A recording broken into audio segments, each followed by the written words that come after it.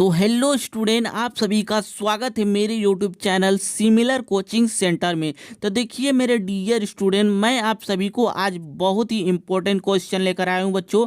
Chapter है हम लोग का कि एल्कोहल, फिनाल और ईथर के बहुत ही महत्वपूर्ण प्रश्न को लेकर आया हूँ बच्चों। इस चैप्टर के जो इम्पोर्टेंट क्वेश्चन था सभी क्वेश्चन को लेकर आए हूँ बच्चों। अगर आप लोग इस वीडियो को अच्छे तरीके से अंत तक देख लेते हैं तो आपका बच्चों पेपर में 4 से 5 नंबर का जो क्वेश्चन है बच्चों आपका क्लियर हो जाएगा।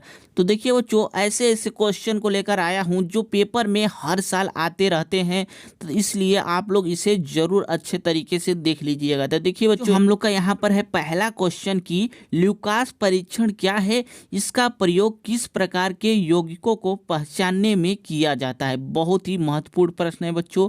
ये 2017 और 18 और 20 में लगातार पूछा है, ये 2024 में भी पूछ सकता है बच्चों। तो देखिए बच्चों, इसका आंसर क्या होगा, यहाँ पर ध्यान से देखिए आप लोग की निर्जल ZnCl2 तथा HCl का मिश्रण ल्यूकास अभिकर्मक कहलाता है। बहुत ही महत्वपूर्ण प्रश्न है बच्चों, इसे ध्यान से देखिए आप लोग फिर से कि निर्जल ZnCl2 तथा HCl का मिश्रण ल्यूकास अभिकर्मक कहलाता है। क्या कहलाता है बच्चों?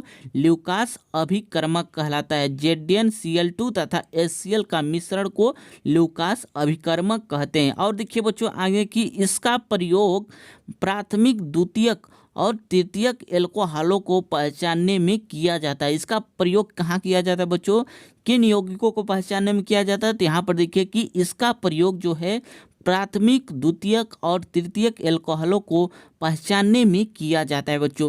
देख लीजिए बच्चों, आपको अगर अच्छे तरीके से समझ में आ रहा है तो मेरे चैनल को जो बच्चों सब्सक्राइब कर लीजिए। अगर आपको कोई भी दिक्कत हो रही है बच्चों, किसी भी सब्जेक्ट की PDF चाहिए तो आप लोग मेरे जो WhatsApp नंबर है वहाँ पर जाकर या मेरे टेलीग्राम चैनल पर जाकर के आप लोग कमेंट कीजिए, आप लोग को कोई भी चैप्टर के जो है PDF मिलेंगे। तो देखिए बच्चों, अगर आपको पहला क्वेश्चन हो गए हैं तो आगे देखिए बच्चों दूसरे क्वेश्चन की तरफ चलते हैं। हम लोग का बहुत ही महत्वपूर्ण क्वेश्चन है बच्चों दूसरा भी।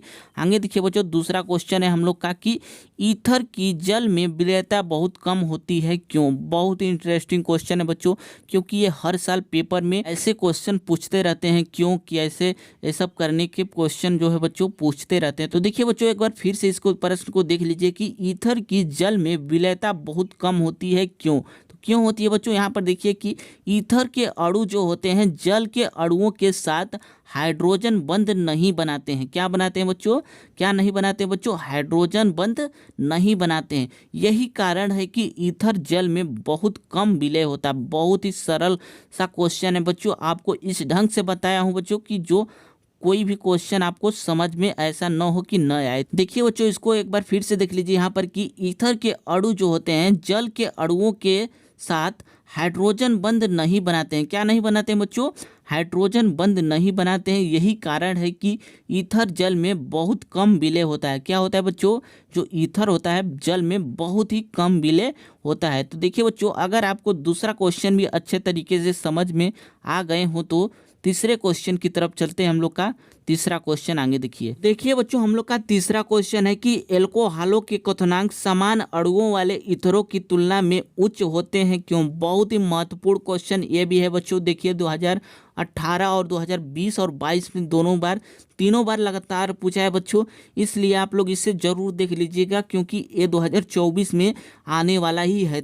तो देखिए बच्चों, क्या होगा इसका आंसर? यहाँ पर देखिए कि एल्कोहलों के अणु अंतरा अणुक हाइड्रोजन बंध बनाते हैं। क्या बनाते हैं बच्चों? अंतरा अणुक हाइड्रोजन बंध बनाते हैं।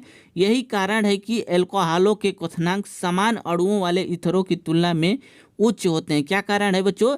कि ये जो है अंतरा अणुक हाइड्रोजन बंध बनाते हैं, तो इसीलिए बच्चों ये एल्कोहलों के क्वथनांक जो होते हैं समान अणुओं वाले ईथरों की तुलना में उच्च होते हैं। और देखिए बच्चों कि ईथरों में जो है बच्चों हाइड्रोजन बंध उपस्थित नहीं होता। ईथर में जो बच्चों हाइड्रोजन बंध उपस्थित नहीं होता है, लेकिन एल्कोहल में हाइड्रोजन बंध जो है बच्चों उपस्थित होता है। तो यही कारण है कि एल्कोहल के क्वथनांक समान अणु भार वाले ईथरों की तुलना में उच्च होते हैं। देखिए बच्चों, एक बार फिर से देख लीजिए इसको कि अच्छे तरीके से कि एल्कोहलों के अणु अंतरा आणविक हाइड्रोजन बंध बनाते हैं। यही कारण है कि एल्कोहल के क्वथनांक समान अणु वाले ईथरों की तुलना में उच्च होते हैं। देखिए बच्चों, अगर आपको अच्छे तरीके से समझ में आ रहे हो तो एक क्वेश्चन को जो है बच्चों अपने फेयर कॉपी में जरूर लिखिएगा, क्योंकि ये क्वेश्चन जो है बच्चों बहुत ही इंपॉर्टेंट क्वेश्चन है, तो इसलिए आप लोग इसे जरूर लिख लीजिएगा। देखिए बच्चों, अगर आपको तीसरा क्वेश्चन अच्छे तरीके से समझ में आ गए हो तो अगले क्वेश्चन की तरफ चलते हैं। हम लोग क्वेश्चन नंबर चौथे की तरफ चलते हैं बच्चों। तो देखिए बच्चों, हम लोग का चौथा नंबर क्वेश्चन क्या करा है कि प्राथमिक एल्कोहल को विहाइड्रोजनीकरण पर टिप्पणी लिखिए। बहुत ही इंटरेस्टिंग क्वेश्चन बच्चों, ये 2022 और 2020 में लगातार पूछा था, तो इसलिए आप लोग इसे जरूर अच्छे तरीके से देख लीजिए बच्चों।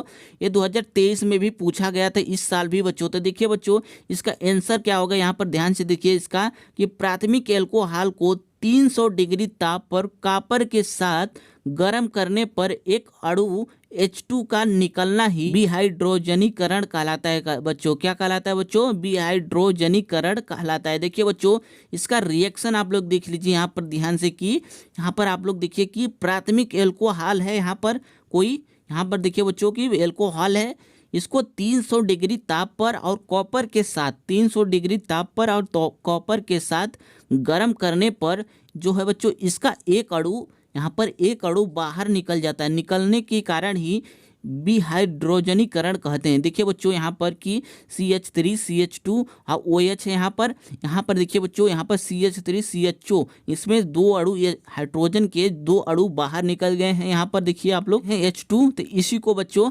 विहाइड्रोजनीकरण कहते हैं। अच्छे तरीके से आप लोग इसे जान लीजिए बच्चों, बहुत ही इम्पोर्टेंट टॉपिक है बच्चों, क्योंकि ये पेपर में हर साल पूछे जाने वाले टॉपिक हैं, इसलिए आप लोग इसे भी अच्छे तरीके से देख लीजिएगा। तो देखिए बच्चों, अगर आपको चौथा क्वेश्चन आपको अच्छे तरीके से समझ में आ गए हो तो पांचवें क्वेश्चन की तरफ चलते हैं बच्चों।